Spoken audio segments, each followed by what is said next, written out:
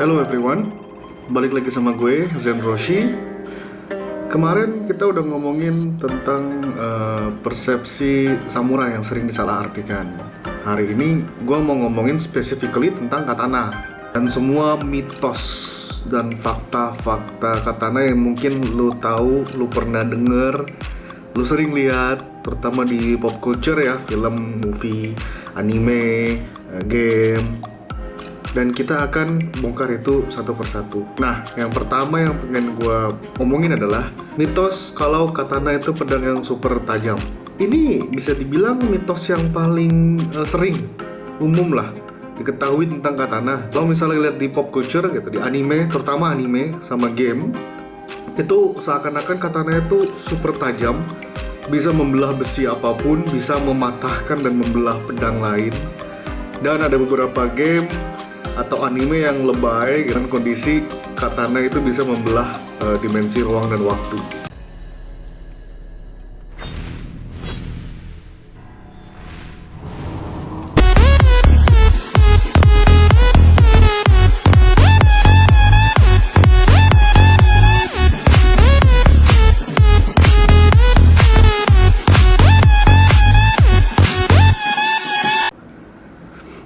NANI?! Pertama, gue mau membongkar faktanya seperti ini. Katana terbuat dari besi.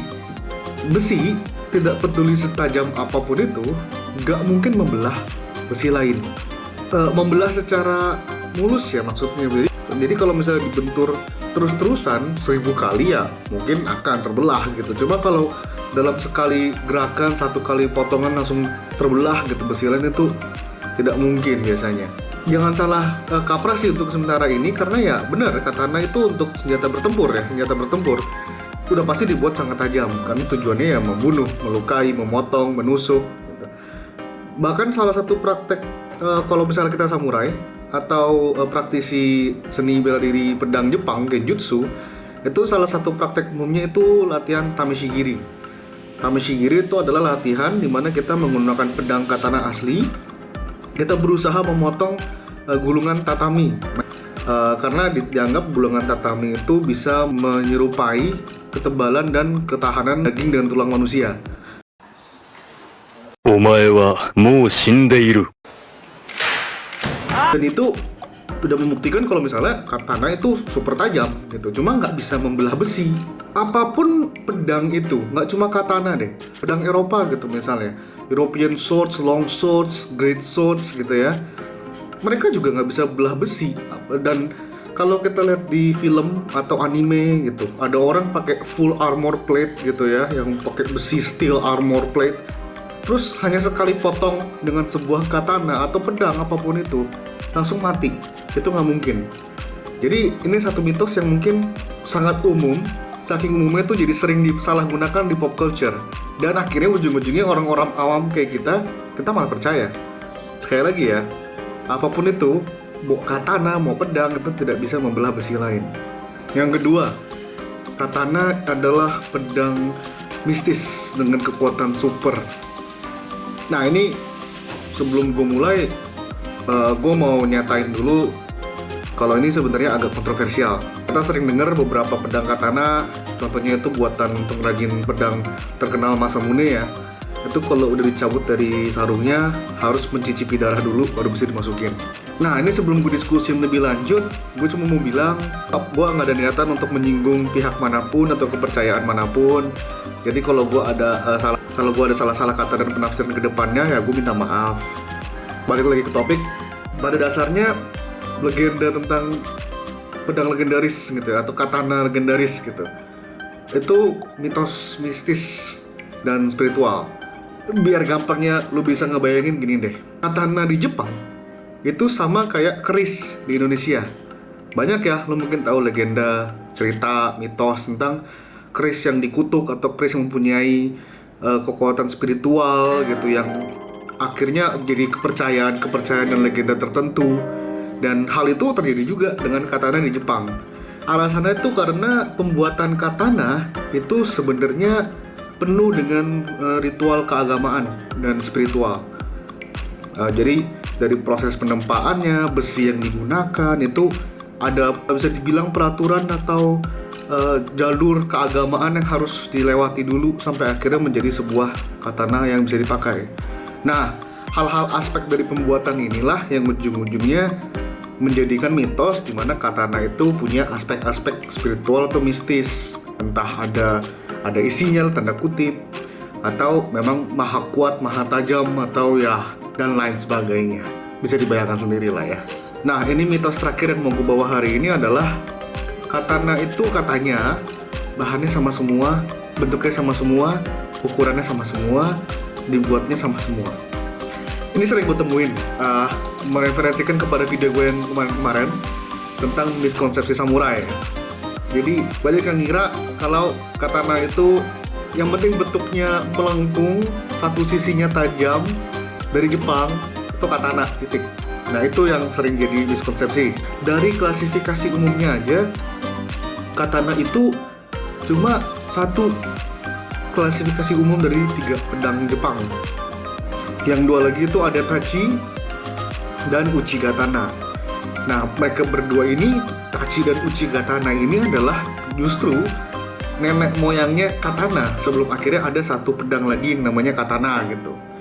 Nah, apa sih tachi dan uchigatana? Tachi itu adalah pedang yang melengkung dari Jepang, sama kayak katana bentuknya. Bedanya adalah dia lebih melengkung. Kalau katana agak sedikit lebih lurus, dia jauh lebih melengkung kurva lengkungannya. Dan biasanya kalau dipakai sama prajurit, kalau katana kan dipakai dengan sisi tajamnya menghadap ke atas. Tachi dipakai dengan sisi tajam menghadap ke bawah. Jadi kurang lebih kayak kalau misalnya tahu prajurit-prajurit Spanyol atau komandan-komandan Spanyol, Napoleon Bonaparte itu bawa saber, pakainya kurang lebih sama kayak gitu untuk tachi. Apa itu uchigatana? Uchigatana itu adalah pedang murah yang dibuat untuk prajurit-prajurit di Jepang.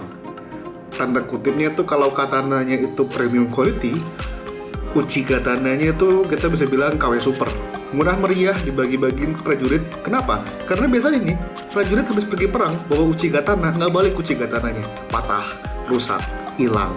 Karena itu dibandingin sebuah kerajaan, sebuah kingdom ngabisin banyak duit untuk bikin katana yang sebenarnya sangat mahal karena menggunakan biji timah khusus ya, pakai tamahagane, dia mikir, iya udah kita bikin versi murahnya katana dibagiin prajurit.